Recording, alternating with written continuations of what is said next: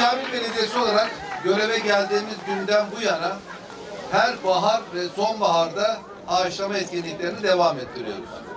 Özellikle bizden sonraki nesillerin emaneti olan çevreye olan saygımızdan dolayı ve canlı hayatını korumak adına bu yapmış olduğumuz ağaçlandırma çalışmalarında mümkün olduğu kadar meyveli bitkiler kullanmaya gayret gösteriyoruz. Özellikle son dönemde zeytin, badem gibi ağaçlarla, bunun yanı sıra tabii ki iğne yapraklı ağaçlarla da ağaçlama çalışmalarımıza devam ediyoruz.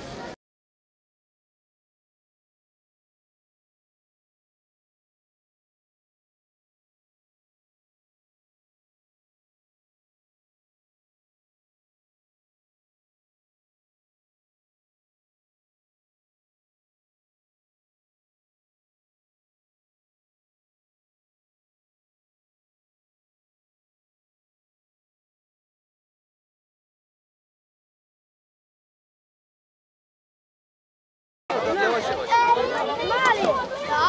Tamam biraz o at, biraz da sen at.